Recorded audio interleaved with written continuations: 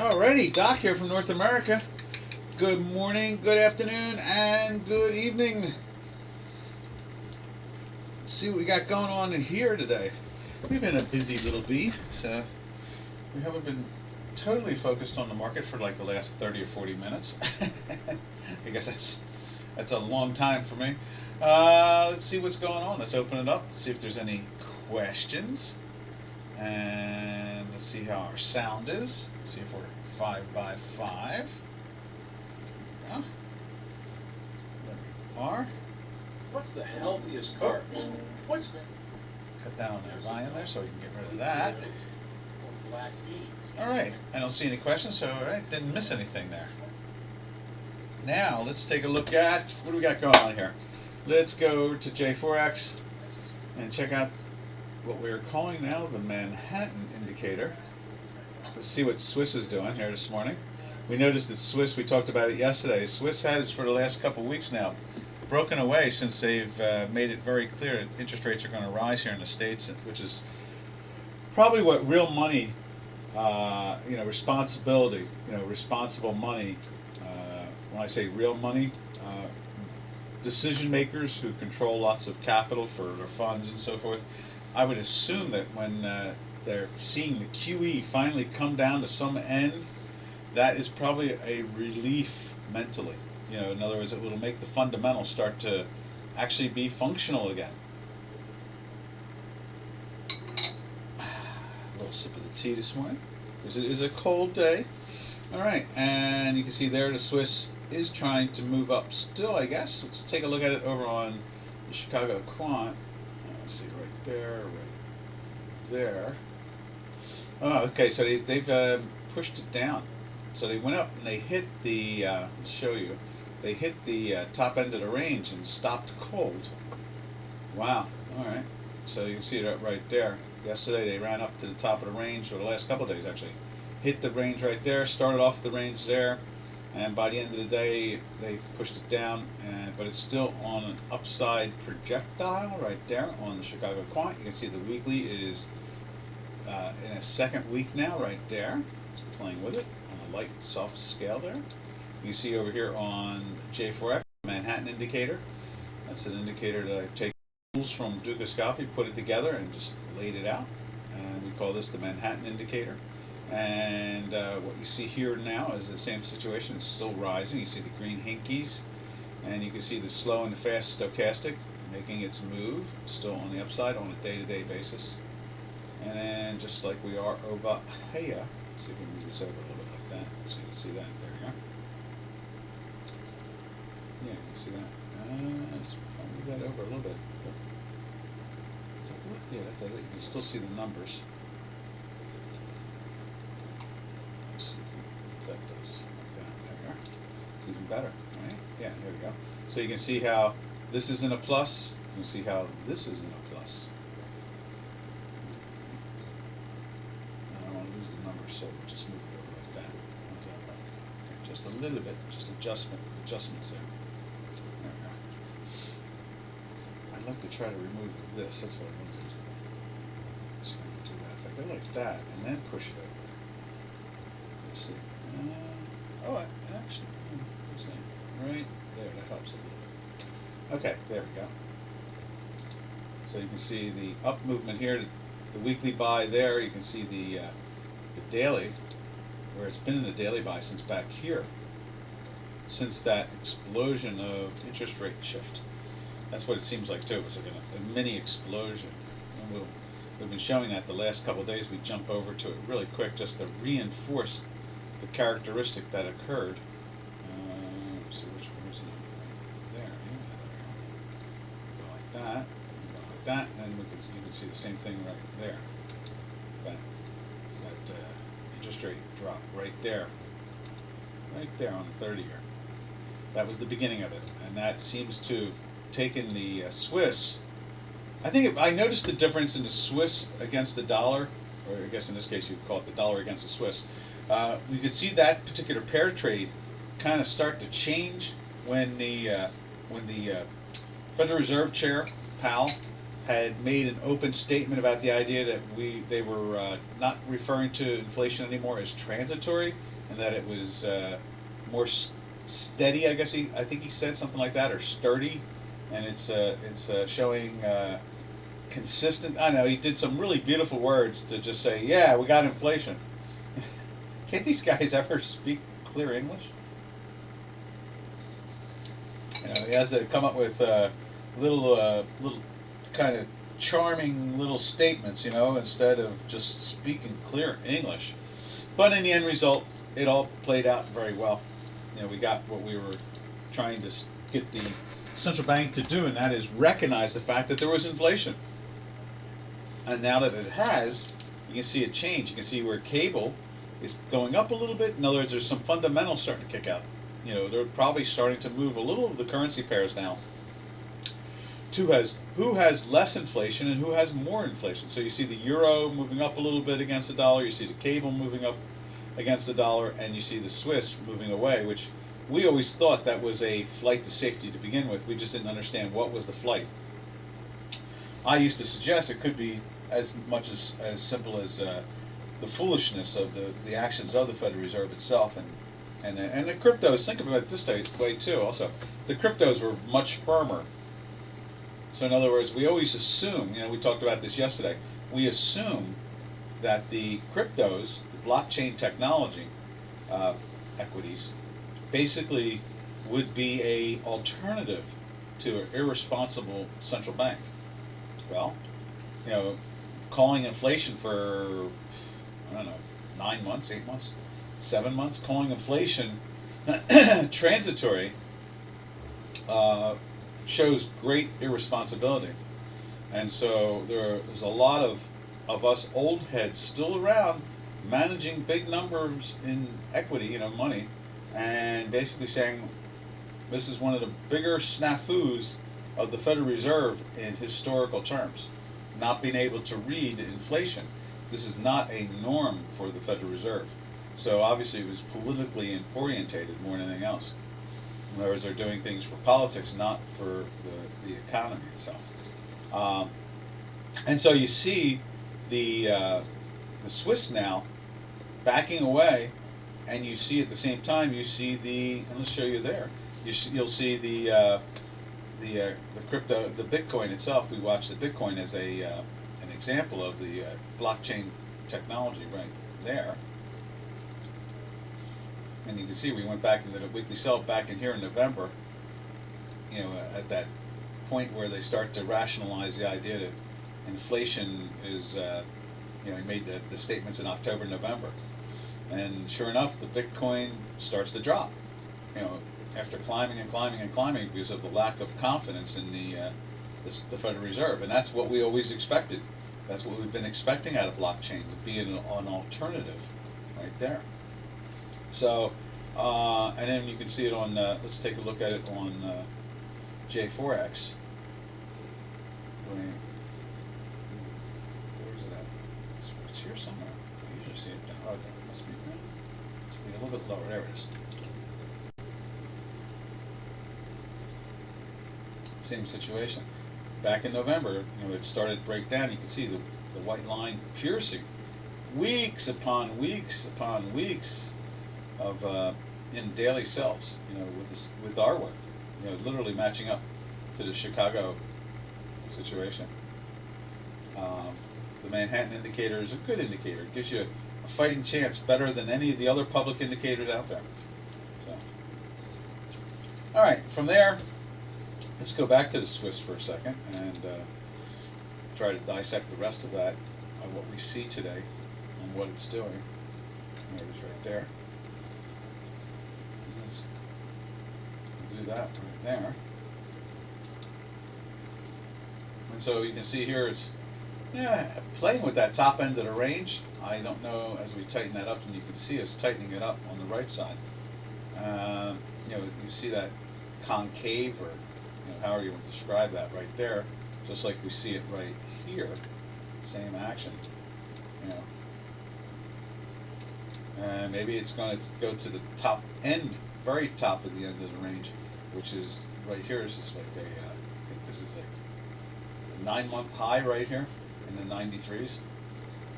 Played with that, played the range for a while, And again, we've talked about it where we thought this thing was going to come down here and challenge that, but after that, that's that bond move right there.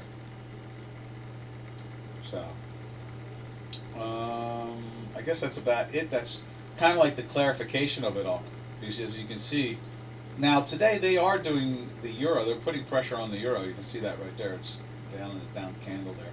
It's flirting. At one point it was minus, but it's flirting with the weekly, the daily sell, just the daily sell, not the weekly. It's 3 weeks of a buy going on a fourth. So it's, you can see the euro still very firm. Remember, this is like literally moving in the opposite direction of the Swiss, where the Swiss is moving up right there, and that means that really it's losing against the dollar, whereas here you can see the euro is moving up, and it means it's gaining against the dollar because it's a euro dollar pair, not a dollar euro pair. Whereas here over in the Swiss, it's a dollar Swiss pair, which means that when this goes up, it loses money. When it goes down, it's making money. For the Swiss. All right, let's check it out on there. Let's put the euro up there and see what it looks like also. Right there. And you can see the strength in it. The hinkies for the last couple of days. You can see the white line through the dashed line. So the buyers are there. No doubt about it. You can see it through Chicago Quant. You can see it through J4X with the Manhattan indicator. All right, from there, let's jump over to the cable, see what the cable's up to. Oh, just for a general look, we'll take a quick look at the weekly too. Let's do that. Because you can see our weekly right there. So let's see what the weekly looks like through that today. See if there's any breakdown or anything going on.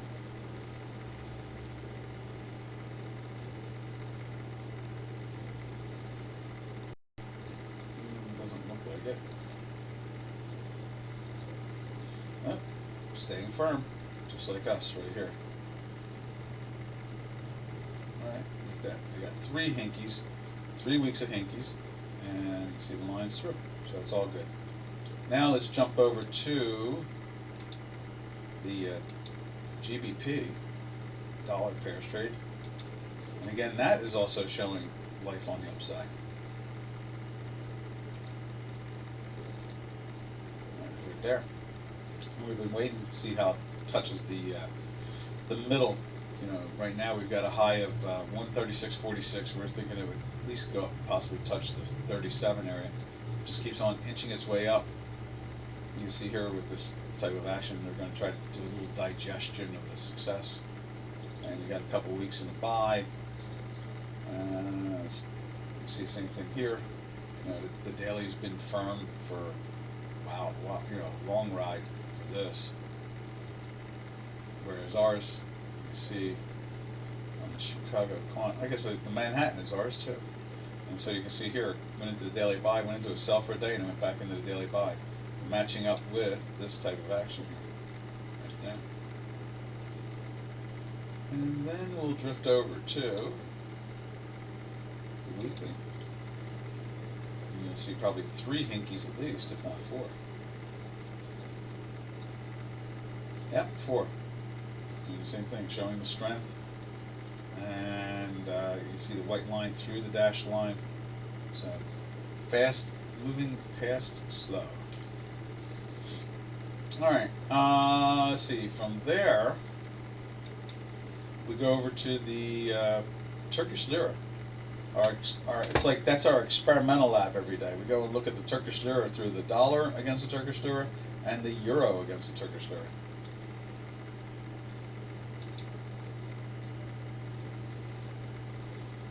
How to and how not to run the financial side of an economy. I have to give Mr. Aragon, President Aragon, some credit there. The policy that they developed back in 2018-19 seems to be holding for the moment. So it's impressive to see this. They didn't really have to put out too much money to do that, which is a good thing. They'll just tax the population if they need it. They're going to give out free puts, so we can't wait to see how that plays itself out. Yeah, see another day of just banging up against the center of the range, really. And you can see here, the daily gets tighter and tighter. Weekly is still there, at least it's underneath the time manifold, so we know that there is some pressure there matching up to the stalled out product at the moment. And you can see the daily on this case here, oh, that's the weekly, I'm sorry. So you can see the weekly went minus on this, whereas we are in the buy here. Fell down, but wasn't able to, from this point with that, but it wasn't able to go into a weekly sell, and then of course, we got that nice bounce out of it because of that, or vice versa, because the math was telling us it was going to get a bounce out of it. Now on the daily, you can see that right there. It's been just like the Chicago quant, just following along, showing its strength since there. Not bad. Now what we do is we drift over to what I think is the better of the two to trade, and that is the Euro Turkish Lira. Like I said, this is like a laboratory. This is like a economic research, watching an OEDC country, Organization of Economically Developed Countries. There's only 35 of them in the world, and America and a bunch of others, and Turkey. So it's interesting to watch the different policies of the different governments and see how their currencies react. In this case here, you can see the daily holding up pretty firm here. You see it there, no problems there, definitely firm. Over here on Chicago, it'll look the same. Yep, and it's just parked underneath the midline there. Maybe it'll give it one last push up. You can see on the daily, let's widen that like that, so you can see that. You see it's trying to threaten the daily sell. It's just that it's locked. It's, you can't. You have to give. This might be a tool. In many ways, this may be a new tool. I don't know if any other countries do that. That's the thing, is that they give out free puts by owning their currency. I would think central banks come up with that concept some way, like just a speculative way, and that is, overnight rates, lending money for free, things like that. In this case here, that would enhance the carry trade for some countries versus another currency. And at this point, the strategy that President Erdogan has gone with, that they developed back in 2018-19, seems to be holding up pretty well.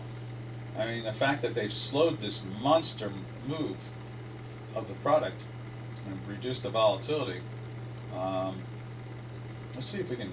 It would be nice if we go on for a couple months and give the people of Turkey that break that they could use from the pressure that they've been receiving, having a currency go from 1.5 to 20.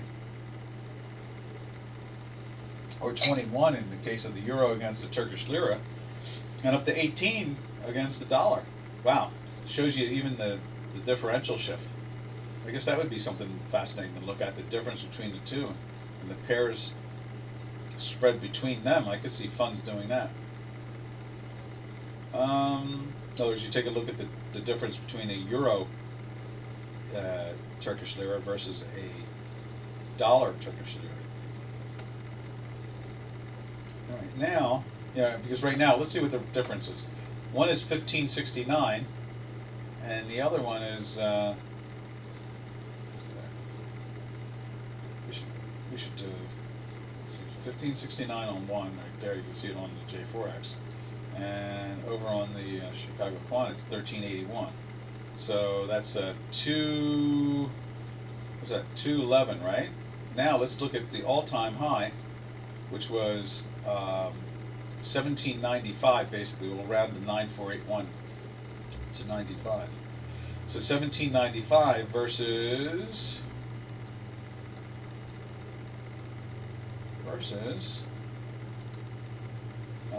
what's the high there? The high there is 20.74 versus 17, so it's at 18 flat, so that's 273 versus where it's trading now around 211, something like that. So that's a differential between the two. It's interesting to see. All right, and let's just also check it out on the weekly here and see what it looks like on the weekly.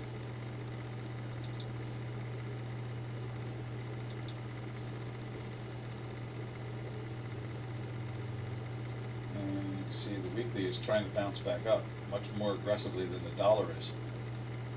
And you can see here on it, it's you can see it's underneath the time manifold here at the top, but it's still plus. As long as it stays plus, that's something to be concerned about on the upside. But if it can flatline up in here and just kind of cruise more quietly along this path, that could stabilize the economic situation in Turkey for a while. That would be good, because this massive action that we've seen, especially starting off in mid-November, from the 12, 11 and a half, 12 area, that would run to 21. Or 20, I guess you could say the high. What was the high? The high was 2073 from basically 11 and a half. It's a really painful move for the population of Turkey. All right. So we say bravo to President Erdogan. Bravo. Can't wait to see how this all plays out. All right, now, hopefully for the better. We're not cheering for pain. We're cheering for health. From there, we go over to the Canadian dollar. Let's see what the Canadian looks like.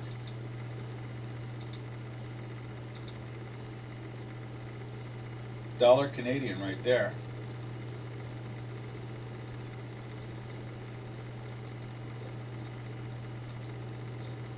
You see, it hit its top of the range, and it does look like, and we talked about this now for a little while, the head and shoulders of the Canadian. Maybe that'll be our title today. Because, you can see this. It's the head and shoulders seems to be really establishing itself, and you can see the daily itself for, like, what's that, going on a fifth day. You see over here on the Chicago Quant the same situation. I'm sorry, the J4X. You see the same thing. It's been pushing down for 4 hinkies now. Probably going to develop. Well, can't develop another one because it's already on it, but it's at the low end of the range. But and you can see that little teeny bounce we're getting already out of our stuff. So, and you can see the little curve that's trying to develop right there. Right there on the curve of the line. So you can see that the Canadian is trying to lift, but I don't know if it's going to have it because of that head and shoulders situation, and maybe. This usually we watch the Canadian for the fact that it likes to move with the metals complex and it likes to move with the oil complex and all that stuff. And we'll point that out. We'll take a look at those charts in a few minutes or a minute, and they are turning up. We're over $80. At least we were yesterday in oil. We saw there was a rumor about gold, and it lifted up $20, which is a really monster move, which is really great. We're convinced that gold is so much slower and long term than we've have basically suggested. That's what it really comes down to. It's a good performing asset. It's just not going to be like the markets. It's not going to be like the cryptos. It's not going to be like the tech stocks. It's just going to move its own way in a slow, natural progression. And you can see there, with the Canadian moving down, we're assuming that we're seeing gold up and oil up for the last day or two. So we do that. We go over there and take a look at gold. Gold, right there.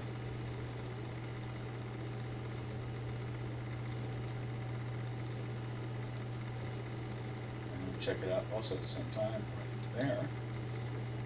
You see gold is just kind of cruising along, 3 days in a buy. And it's been in a daily, it's been hanging over the weekly buy number all week long. So here it is, happy to hump day, but it started off Monday that way, strong. So it's been telling you that the firmness is there. You see it here. The daily has lifted. And we look at the weekly. And the weekly is, I don't even know if I don't think the weekly even went into a sell on the Manhattan work. It tried. You can see that it's trying. Got a lot of red hinky, but the line is still through for the last couple weeks here. You can see that. So that's one, that's two right there, and that's three. That's how it works. There.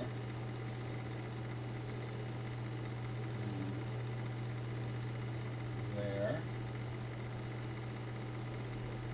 Is that one right there? Yeah. And there. Just 3 weeks. So it's been very firm for the last 3 weeks. Over on Chicago, you can see we went into a buy 3 weeks ago, went into a sell last Friday, and have been pushing all week long in it, and with that daily sell number right there. And now it's both are on the plus side. Now over on the crude oil, right there,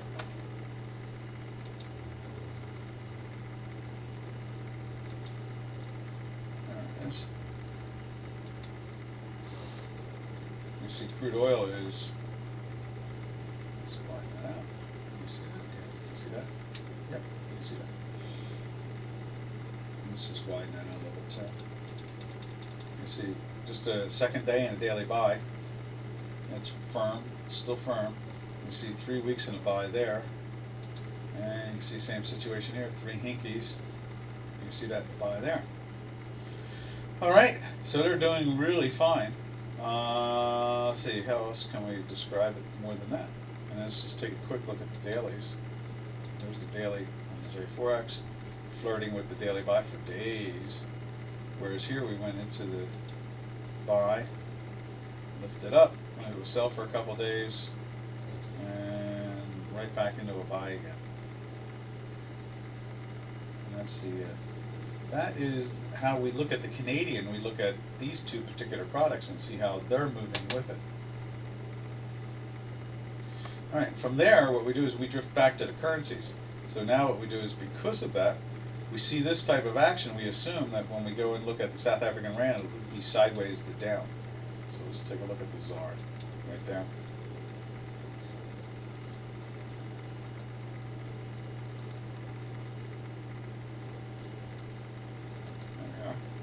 Yep, and it's heading down. We've been in the daily sell for 4, 5, 6, 7. This is the 8th day. And a weekly sell for 3, going on a 4th week. So that pressure is on right there. You can see that. And let's take a look at the weekly.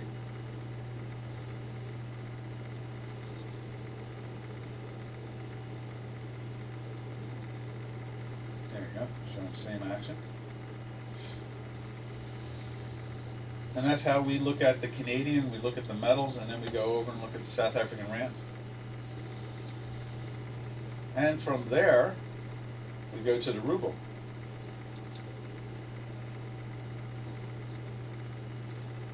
Right there. Right there. You see the ruble's 3, let's get that done now like that. You see the ruble. Oh, I don't think you saw the South African rand pictures. Let's do this. Let's just go back to the South African rand real quick, just so you can see it on the Chicago quant. There we are. Same actions you see on the Manhattan on J4X. All right, now go back to the ruble. Right there, you see the pressure. You see the weekly pressure right there. We've been in weekly buy. I think it's like, what's that? Let's get one of these resync things going. Rescaling, there it is. So you can see 3, 4, 5, 6, 7, 8, 9. 9 full weeks in a buy, and now it's starting to roll over. Let's see what else can I say about that. And let's do this. There's the ruble right there. Line 17, 18. 9 weeks, yeah. And just 2 days in a sell now, not bad. That action right there.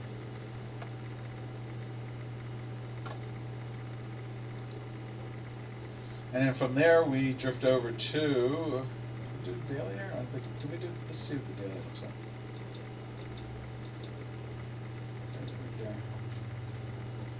Yep, pressure there. This is wideness again. There's the 3 full days. And on the J4X, you see it's 4 full days. Crossing nice. From there we go over to the yen. And flirting with all those highs of the last 5 years. Right there. Looks like they've taken their profits. Maybe we're going to turn back up again. We're in that weekly buy. You can see that. You can see the daily is flirting on the edge of trying to go into the buy. Right there. And then over here, you see it's got the red going on there. And this is starting to curve. It's way, way down. Challenging some of these lows in here. Definitely one of the lower points, that's for sure. See how the weekly looks.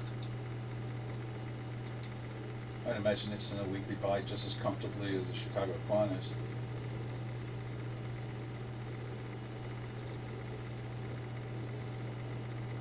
Yeah, see, same situation there. Alrighty. And what we do, if anybody's curious what this is all about, basically is that our mathematics is ahead of what we can say, as far as we can tell, over the last 45 years, basically, is that it's ahead of everything, every indicator I've ever seen. So, what we've done is we've created what we call the Manhattan indicator, right here, combining the hinkies with the 2 different indicators right there, the white and the dashed lines of the slow and the fast, and 2 different stochastics combined together. And so when you put those together, it smooths out a lot of the issues. It's just maybe 3 or 4 hours behind our mathematics. That's the difference most of the time. So it gives you a fighting chance to have the flavor of Doc's mathematics, but it's not as up to date as Doc's math, but it is the same trend, and it's much more up to date than anything else we've ever seen using these combinations together. And that's why we call it the Manhattan indicator. And we gave an explanation yesterday, I think it was, or the day before, about what the Manhattan indicator is. And we will do that more and more, and Dukascopy is going to put them together. I've got to write something up and email it to them, and it'll be called the Manhattan indicator, or Doc's Manhattan indicator, or Dukascopy's indicator, whatever they want to call it, they're welcome to do, as far as I'm concerned. It's just a great tool. It's a tool that needs to be used. Now, let's jump over to the last of the currencies that we pay attention to here out of this. And remember, traders, you're always welcome to ask about anything while we're doing this webinar. Don't be trapped or handcuffed thinking you got to wait to the end. You can jump in at any time. Yo, like there you go, 47 jumps in. Yo, 47, good morning to you. Can you look at the Nikkei? Most definitely we can look at the Nikkei. Let's see what we got going on there with the Nikkei. Let's check it out on, where's it at? Let's see. The Nikkei right here, we'll go to J4X first. You know, it's right around the, I think that's it right there. There we are. There's the Nikkei. Let's put it on a daily basis, like so, right there. And let's go find it over on the Chicago Quant. And what we do is we compare how well the 2 are matching, the Manhattan indicator to our mathematics all the time. And that's what we do here. And you get the insight of both. Let's see, where are we at? Right there, maybe? Let's use this mouse for that. There it is, right there. As you can see here, it's 3 days in a buy, right there. So let's put that in.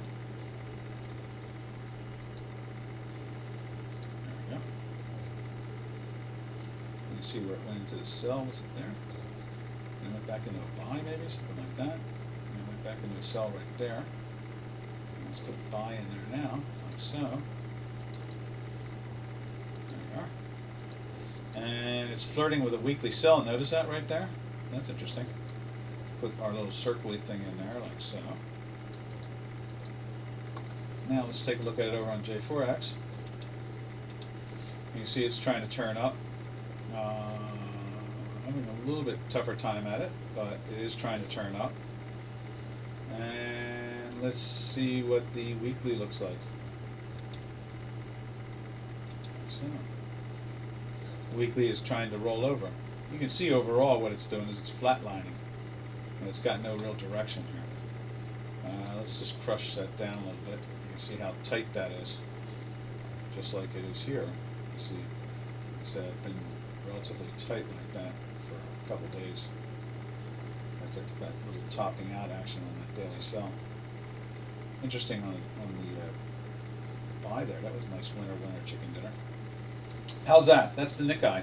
Our math is pointing down. That's kind of interesting. We could explore to see if some of the other stock indices across the planet are doing the same thing. Are we seeing more rollover? Are we late to the party? You never know with the Nikkei and the Japanese. They move in their own cycle. So I mean, they've got the end of the year thing going on, and they've got the new year coming up, and they got all kinds of things. Anything's possible here. So let's just take a quick look. How does that? What do you think of that 47? Do you have an opinion? Does that make sense to you? Is it what you think you were thinking about? Just check in with you there. With that, we'll go take a quick look at the S&P 500. We'll leave the Nikkei up on the J4X until we're done. So you can see here the S&P 500 is trying to roll back over again. You can see it went into the daily sell here and went all the way down to here, and then we jumped into the buy. This is back over there like that. And then and you can see that it's okay. Let's see. 47 says, I wonder, did you change your settings for the Manhattan indicator, or is it the same as the couple months? No, it's the same. I just I was having that epiphany, I was having that conversation about how I was on one of those Doc Wonder moments, I was wondering about this, that, and the other thing, and we were talking about something, and made me think about Stony Brook, and then it made me think about the largest hedge fund manager in the world who took over Stony Brook, the institute there for physics.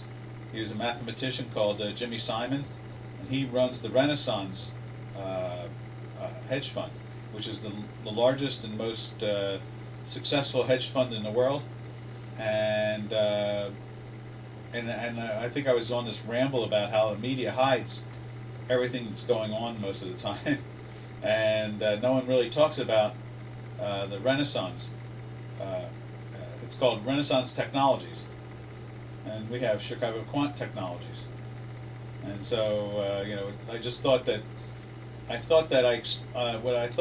explained the story about Stony Brook, and when he took it over back in the late 60s, and what was there. And what was there is the computer for the Manhattan Project.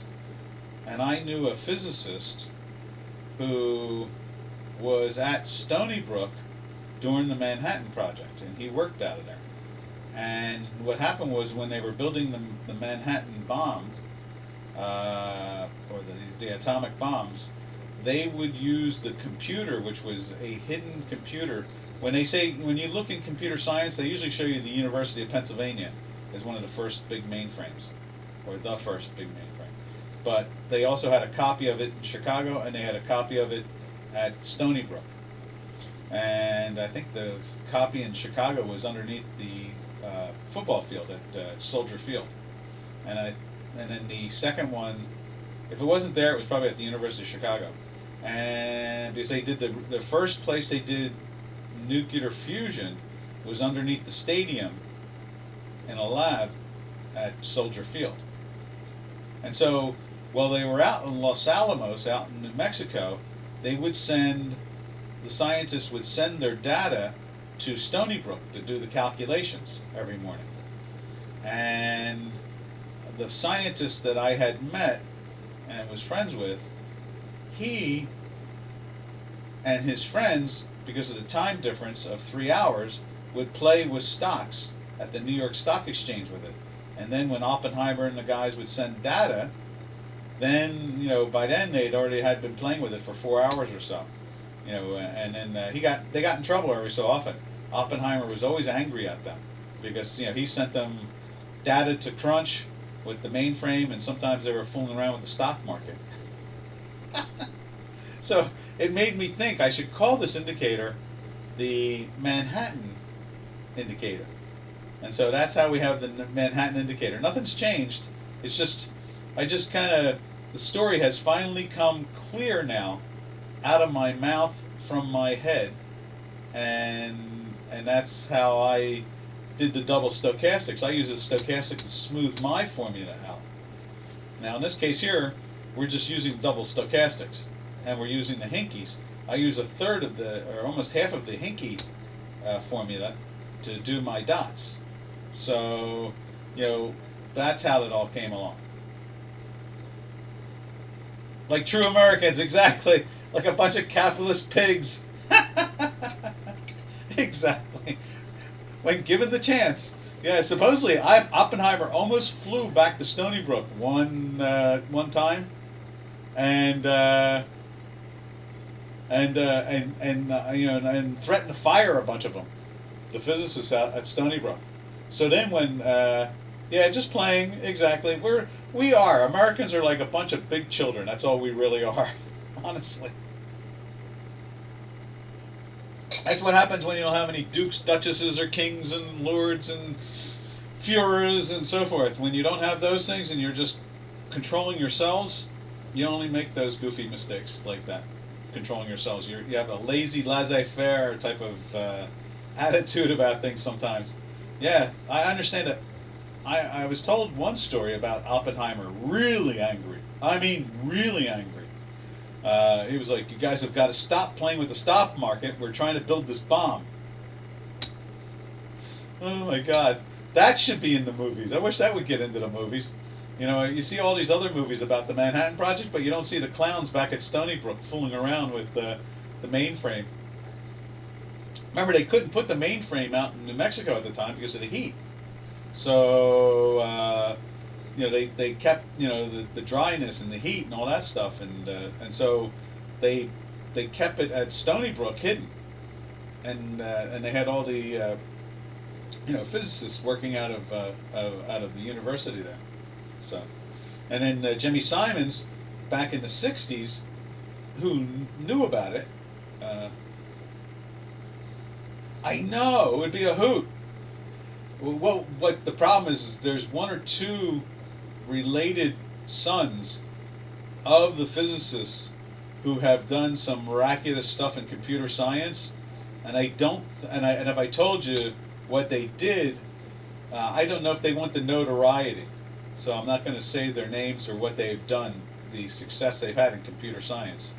But if I told you, you would recognize it in an instance. It's world renowned what they've discovered, and you don't even know how much that came from Stony Brook, because if you're looking at Jimmy Simon, who is running Renaissance Fund, and he created the Renaissance Fund basically out of Stony Brook.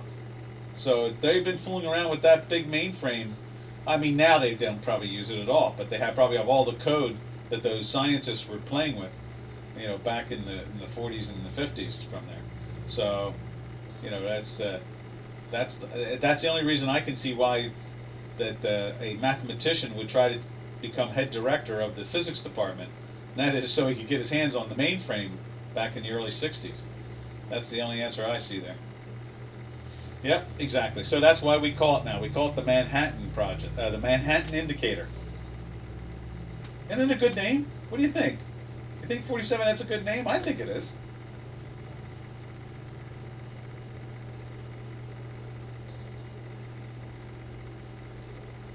I get a kick out of it.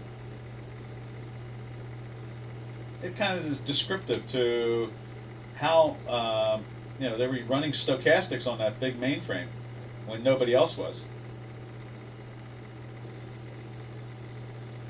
And so they were using moving averages and stochastics and things like that on the stocks. So they were doing technical analysis with a giant mainframe. So funny.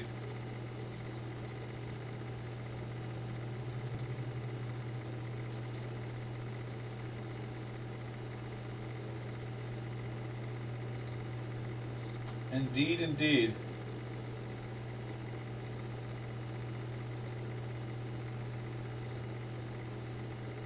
Wow. Alrighty, back to reality. Back to you up. Let's see. You uploaded it as an indicator on Dukascopy then? No, I took. They had the indicators. They just didn't have them put together. That's all.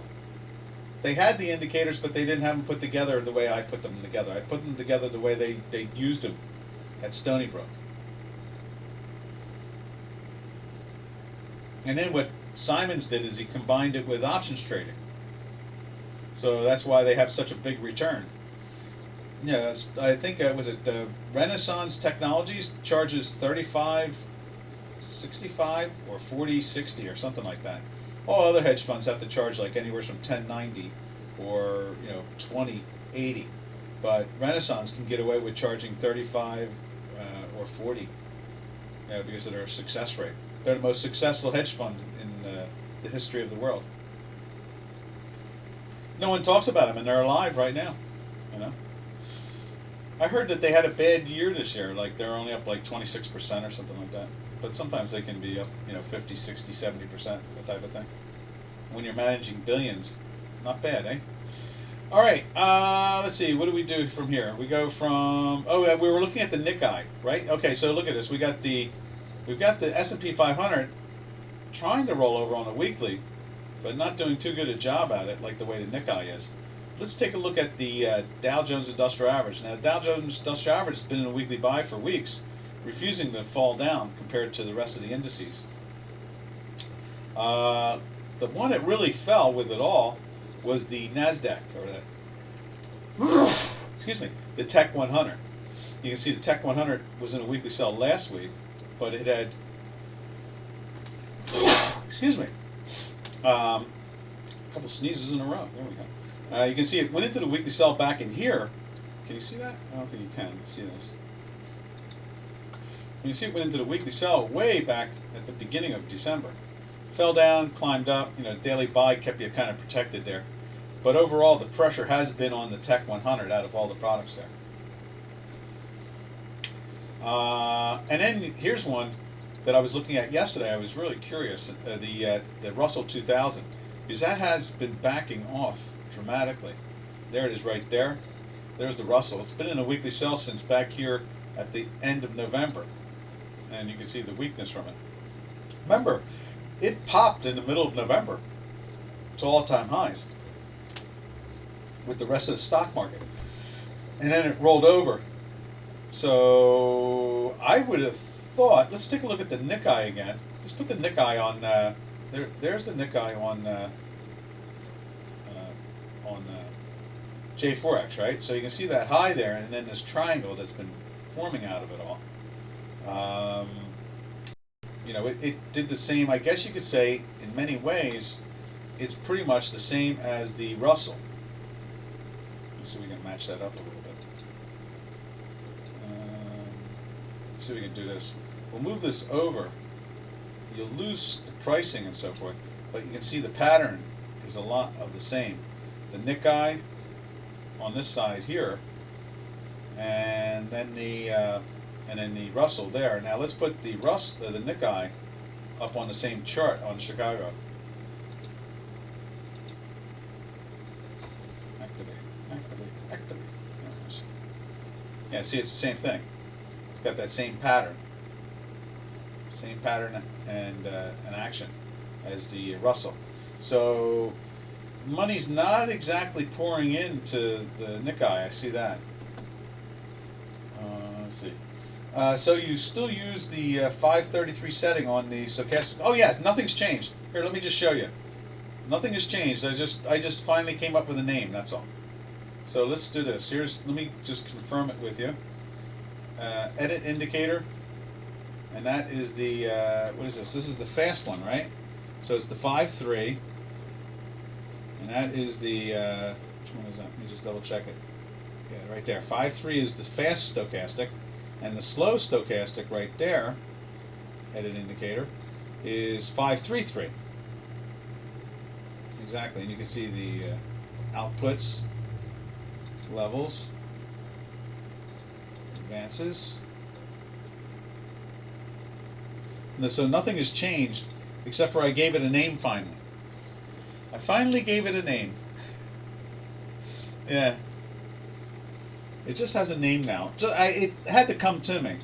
You know, it took a while for something like this. I've been using this for what, over a year now on J4X, and I incorporated it to a certain extent. I used the candlesticks, and candlesticks or hinkies. They all work pretty well, but the hinkies are a little bit better, but they're slower, but they're more accurate than the candlesticks.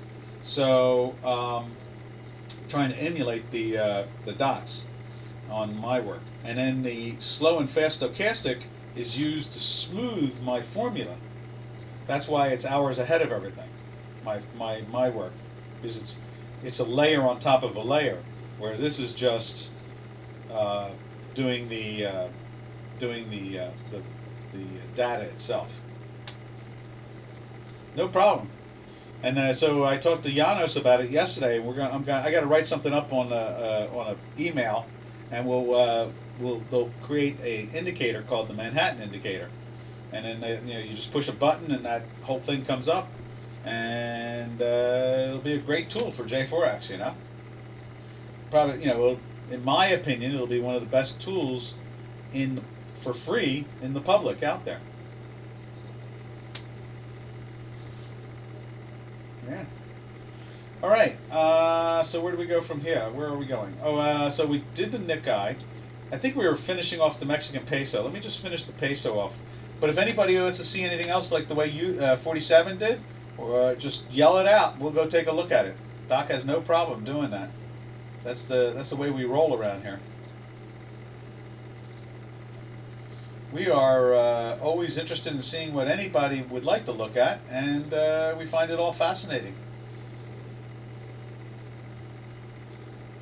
That's exactly what it comes down to.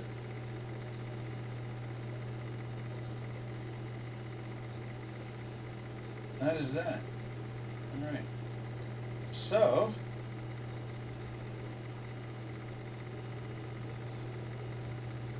what else can we say? I guess that's about it for the time being there. So let me just take a look at the Mexican peso really quick. I just want to finish that off.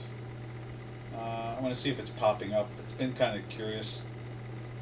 Mr. Biden really shook them up somehow or another. There it is right there. Let's see what it looks like up here. And then we can go over to the metals complex and the energy complex. Peso, peso, peso, where are you? I know you're around here somewhere. There you are. Active. And there it is right there. Yeah, the peso's just slowly grinding down. The same way we're seeing it over here on the weekly. Same thing here, we're in that weekly and it's just slowly grinding down. This is like a week ahead of time actually on the J4X. All right, let's jump over to the metals complex. We'll see what silver's doing this morning. Or some of you, it's this evening. There we are. And let's go back down to there. Let's find silver. Right there, you can see silver's in a buy for a second day. You see the pretty much most of the, I guess since Monday, it's been over the buy number all week long, past the zero line. So it's been pushing up, up, and up. We've come to a conclusion in our heads that it's a long-term tool and it's really a tough product to trade on the short term. And that's because of the central bank. Now, maybe the central bank will be a little less influential on it, since Mr. Powell says he's going to let things float along a little bit more. And with that, maybe it will be a better trading intraday tool. We'll see. Robin and I were talking about it, how the product that many, throughout the years we've seen it not really, you get the $20 move like yesterday, but overall, it's kind of a lethargic product. It's done very well over the last, decade, keeping up with the rest of the marketplace. But it is disappointing that it's not a leading indicator to inflation anymore. That's a real problem. I mean, everybody uses it as an inflation hedge. And for 7, 8 months, it's been doing the opposite. It's been going down when inflation has been going up. Now, we could take a look at it on a long-term basis and say, maybe it's trying to tell us that the inflation is not here to stay. Maybe in the end, a year from now, or a year and a half from now, we'll go, wow, that's what gold was trying to tell us. That's what silver was trying to tell us, that the inflation is not here to stay. And this is not going to be like 1970s and 80s, throughout the whole 70s. Matter of fact, it was even right before, it was before Jimmy Carter. It was Richard Nixon, and Alan Greenspan was his Secretary of Treasury at the time, like Mnuchin was, or like Yellen is now. And he had, he was a younger fellow, and he'd come from the hedge fund industry and the money management side, and they were wearing buttons. Interest rates were all the way up to, like, I don't know, 4% or something like that. Interest rates were up to 4%. They'd been in a range between, say, 2.75% to 3.5% for like 4 decades, since the 1930s. And so inflation kicked up in the I guess it was in the late 60s, early 70s, right? So about 35 years it had been comfortable, and they were walking around with buttons. WIN was WIN, whip inflation now, and that was so the fear of inflation pops in and out, and it just kept on growing. Jimmy Carter got in a year or two later, and it exploded. Inflation doubled, that type of thing. It got worse, and then when Ronald Reagan got elected over Jimmy Carter, going into his second term, and basically inflation topped out in the first 2 years of the Reagan administration, a year and a half, something like that, and it fell. It went down from like 21 in his first 4 or 5 months as president.